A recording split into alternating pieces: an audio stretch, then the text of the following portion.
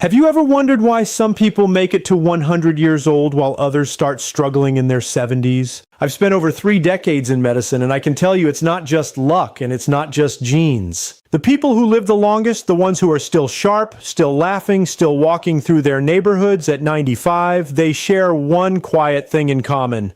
Their bodies have managed to avoid the diseases that silently shorten most lives after 60. Today I want to share with you the 5 conditions that rob millions of Americans of their final decades and why, if you've made it this far without them, your body may already be telling you something extraordinary. Stay with me through the end, because understanding these 5 diseases could completely change the way you see your own aging and give you the clearest picture yet of what your body is truly capable of.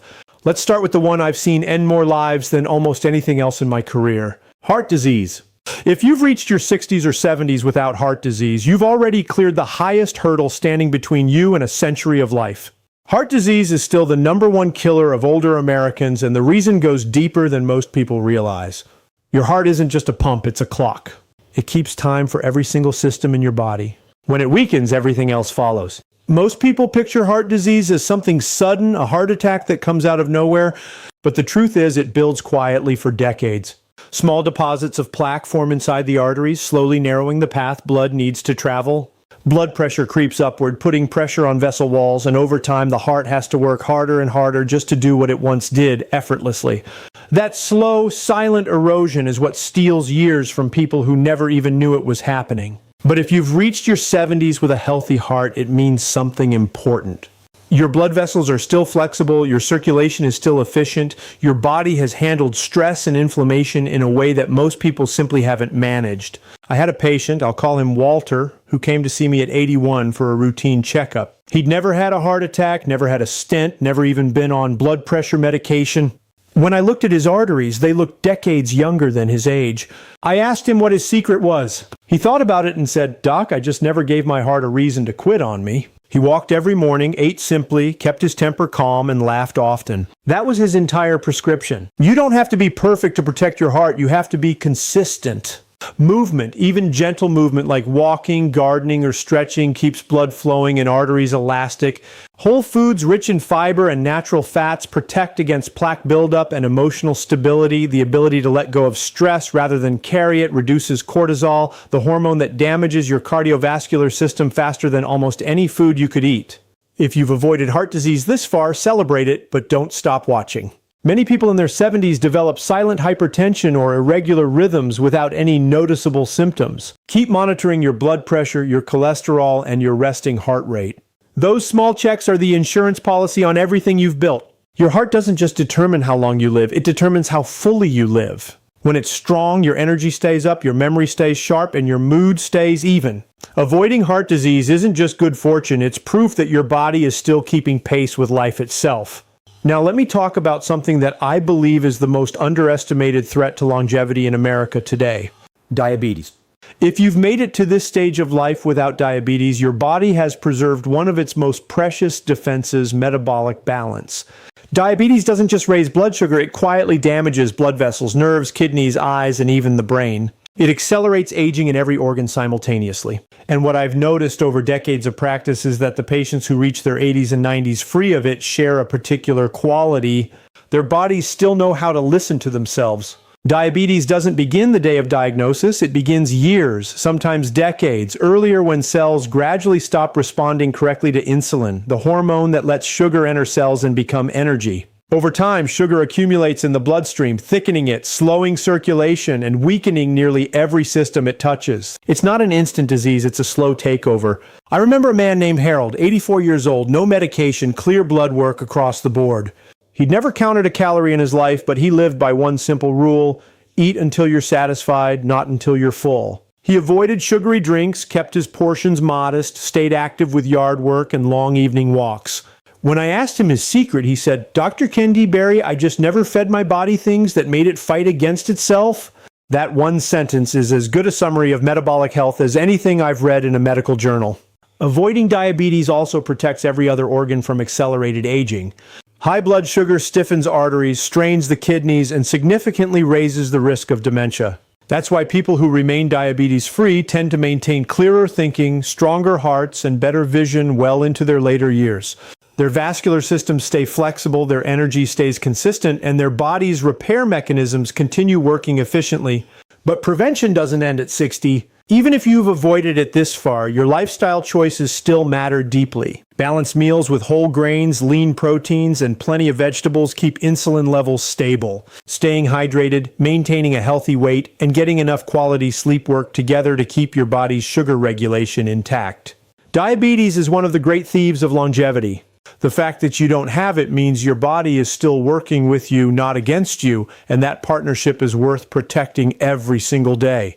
If you're still watching and you're finding this valuable, drop the number 2 in the comments right now so I know you're here with me. And if you haven't subscribed yet, please do and hit the bell so you never miss a new video. Your support is what makes it possible for me to keep bringing this kind of content to you. Now let's keep going. The third condition I want to talk about is one that changes lives in an instant: stroke and circulatory disease. If you've lived this long without experiencing a stroke, a mini stroke, or a serious circulatory event, your body has passed one of the most dangerous thresholds of aging. Strokes don't just end lives, they transform them. In a single moment, a person can lose their speech, their mobility, or their memory. The fact that you haven't faced one yet tells me something powerful about the health of your vascular system. Your blood vessels, your blood pressure, and your cerebral circulation are still functioning the way nature intended even after decades of use.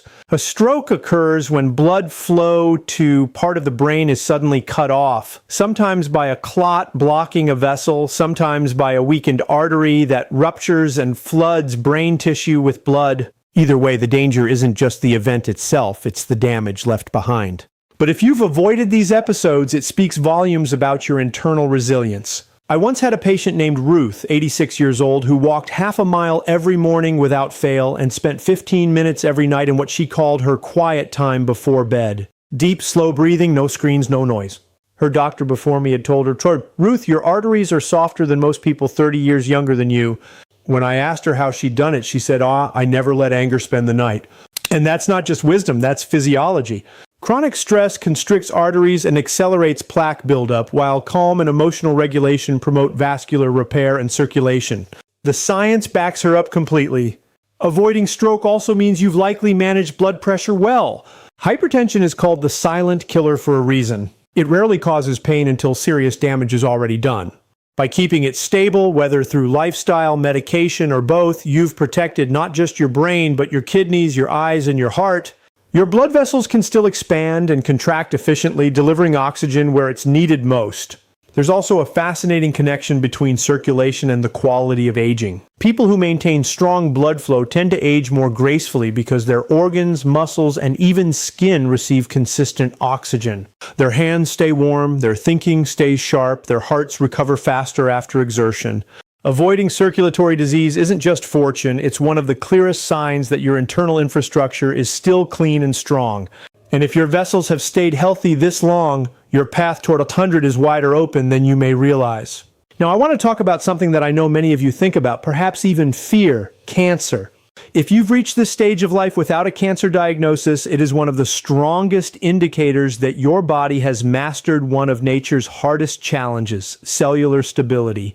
Cancer isn't just a disease, it's a breakdown in the body's ability to control how cells grow, divide, and repair themselves. The fact that your body has maintained that control well into your later years means your immune system, your DNA repair mechanisms, and your metabolic balance are still working in harmony. Every single day, even in perfectly healthy people, small clusters of abnormal cells appear in the body.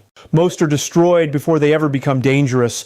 That's your immune system doing its job silently, detecting, attacking, and clearing potential threats before you ever feel a thing. As we age, that surveillance naturally slows. But if you've reached your 70s or 80s without a major cancer diagnosis, it means your defenses are still awake, still sharp, still responsive. I think of a woman named Margaret who lived to 101. When people asked her secret, she always said the same thing: "I never let bitterness take root in my body." She wasn't being poetic, she meant it literally.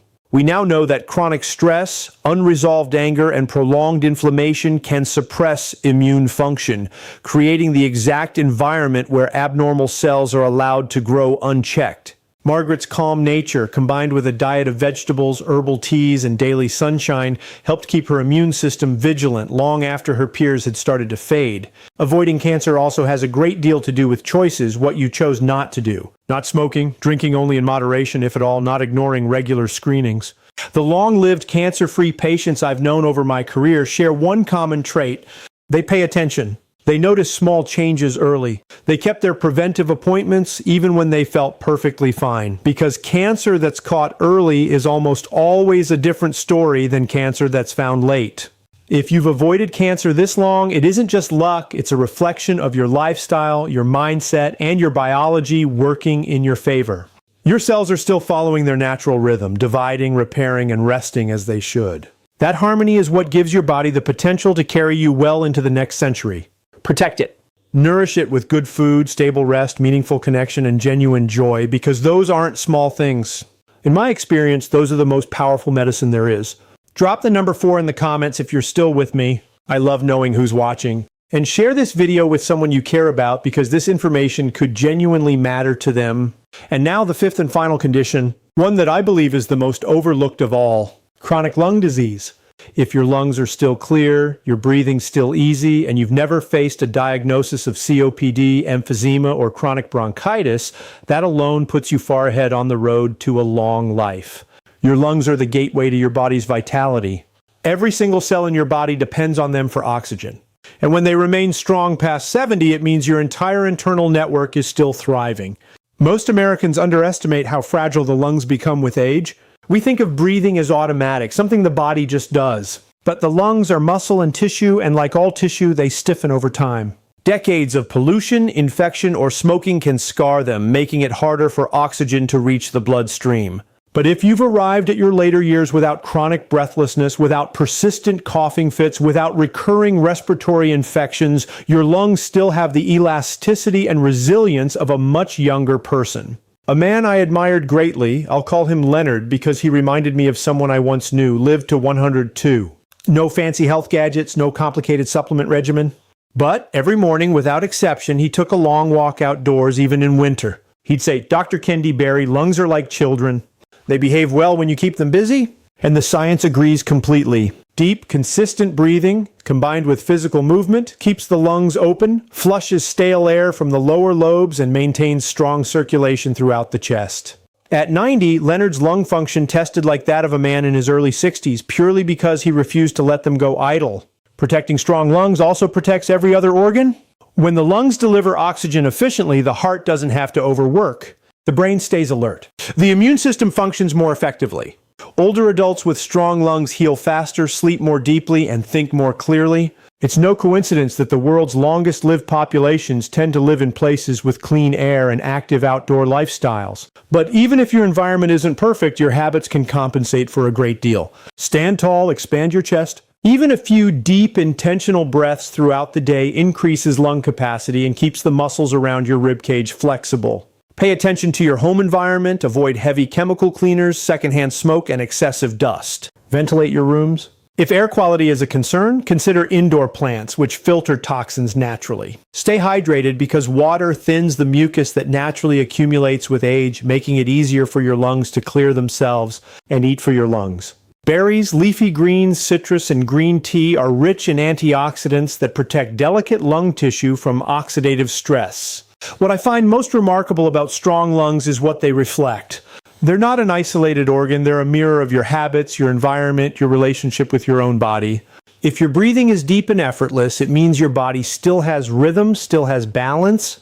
Avoiding chronic lung disease doesn't just extend your life, it preserves your independence. You can walk, you can laugh without gasping, you can climb stairs, travel, play with your grandchildren without stopping to catch your breath. Every clear breath after 70 is a quiet victory, and every one you take is your body telling you you're still in this. So let me bring this together for you now. If you've arrived at this stage of life without heart disease, without diabetes, without stroke, without cancer, and without chronic lung disease, your body is already telling you something that most people never get to hear. You've built the foundation for a century of life. These aren't random strokes of luck, they are signs. signs of balance, of daily choices made with care, of an internal system that has stood up to the test of time. When your organs still communicate the way they're supposed to, when your circulation flows freely, when your immune system still fights effectively, when your body remains adaptable, that is not an accident. That is the quiet reward of years of living wisely. Every habit you've built, what you eat, how you rest, how you manage stress, how you forgive, how you move, has been shaping your resilience in ways you may never have seen. But your body has kept score, and right now it's winning. I want to leave you with this.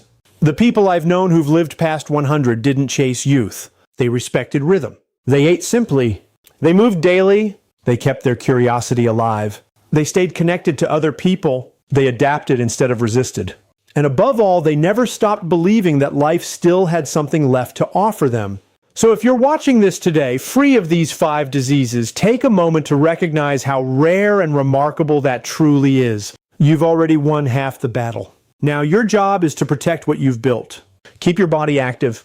Keep your mind curious. Keep your heart at peace, because longevity isn't a number, it's a relationship with life itself, a daily commitment to gratitude, to moderation, to movement, and to meaning. Keep that relationship strong, and reaching 100 won't just be possible, it will feel like the most natural thing in the world. Thank you for spending this time with me today.